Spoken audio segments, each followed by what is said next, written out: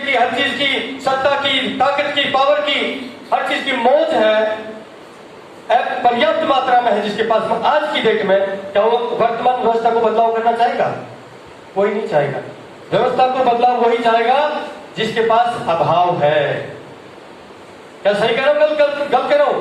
तो बिल्कुल आज की डेट में जो मैं मानता हूं, लगभग 95% जो हमारे देश की जो जनता है अभाव में है। कुछ 5% लोग हैं जो माला माल है, जिनके पास हर चीज की मौज है, मस्ती है, मटगस्ती है। वो क्यों चाहेगा भाई? आज की डेट में जो वर्तमान व्यवस्था उनके पास, उनके लिए तो मौज है, उनके लिए तो आज जन्नत है, तो जन्नत को वो नहीं चाहेंगे। इसलिए जो 95% लोग हैं, इनमें से हम लोग यहाँ पर आज हाजिर हुए हैं। हम लोगों को एक बहुत ऐसी जबरदस्त मुहिम छेड़नी पड़ेगी। साथियों देखिए, एक चीज कहता हूं, जब हमारा देश आजाद हुआ था उस वक्त कुछ चंद क्रांतिकारी निकल के आए थे। भगत सिंह, सुखदेव, राजगुरु, मंगल पांडे, अशफाक उल्लाह खान, नेताजी सुभाष चंद्र बोस, चंद मुट्ठी भर लोगों के नाम याद होंगे आपको, खुदीराम बोस। आप बताइए कि 50 आदमी से ज्यादा के ज्यादा क्रांतिकारी के नाम याद है आपको? नहीं होंगे 50 आदमी से। उस वक्त भी देश की जो तादाद थी, देश की जनसंख्या थी, लगभग 35 से 37 करोड़ थी, ठीक ना थी? और 35 करोड़ में से चंद मुट्ठी भर लोगों ने निकल करके अंग्रेजों की ईंट सींट बजा दी। बजाई कि नहीं बजाई? क्योंकि उनके अंदर जज्बात थे, हिम्मत थी, हौसले थे। जबकि उस वक्त सारे संसाधन नहीं थे। आज की डेट में तो हमारे पास संचार के साधन है, कनेक्टिविटी के साधन है, और हमारे ऊपर किसी प्रकार का प्रेशर भी नहीं है। आज हम यहाँ पर इस पटना के इस मेडिकल हॉल में अगर मीटिंग कर रहे हैं, हमें किसी प्रकार का डर तो नहीं है ना कि हमारे को अंग्रेज आएंगे, खदेड़ेंगे, जेल में डाल देंगे, ऐसा तो नहीं है। आज हम कम से कम इतनी तो आजादी है हमारे पास अपने विचारों को व्यक्त करने की। उस वक्त तो अंग्रेजों का भी प्रेशर होता था कि कोई मीटिंग ना करे, ये जो क्रांतिकारी है कोई मीटिंग ना करे, अंग्रेजों का भी प्रेशर होता था। और अगर मिल जाते थे उनको, मीटिंग करते थे, उनको उठा करके टॉर्चर करते थे, जेलों में डाल देते थे। तो कम से कम इतना हमारे पास संसाधन है, सारी व्यवस्थाएं हैं। और एक दूसरे से आदमी से अगर हम यहाँ बैठे हैं पटना में, तो दिल्ली बात कर सकते हैं, कलकत्ता बात कर सकते हैं, और मुंबई बात कर सकते हैं, कहीं भी बात कर सकते हैं। कनेक्टिव संचार के साधन है, संचार के साधन है, सारे संसाधन आज हमारे पास में। इतने संसाधनों के बाद भी यदि हम क्रांति पैदा नहीं कर पाए, तो मैं कहता हूं शरीर में खून नहीं, साफ पानी है।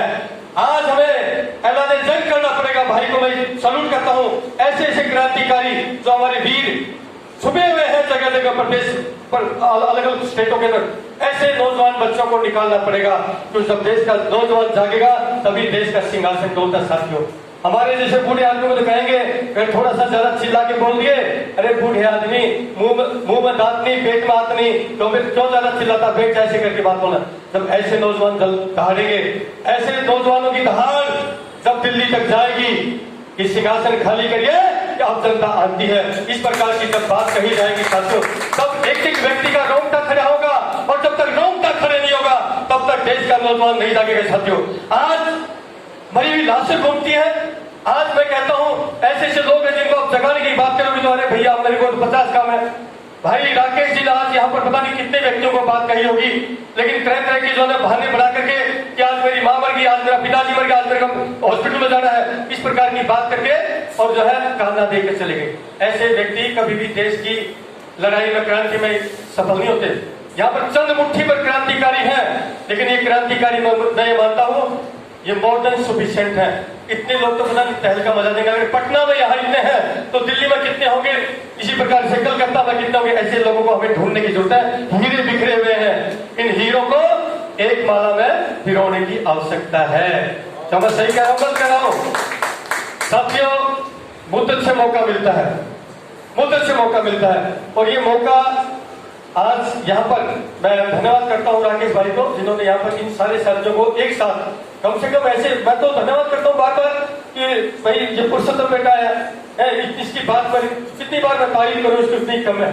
ऐसे लोगों को जब तक हम तवज्जो नहीं देंगे, भाई पीछे वो बैठे हमारे, आप भी अपने अच्छे विचार थे क्योंकि सारे सब्जेक्ट ऊपर बोल दिए थे, श्यामलाल जी, अभिनव जी, तो आप जैसे लोगों को आगे आना पड़ेगा और ऐसे लोगों को आगे बढ़ाने का जिम्मा हम लेते हैं सर।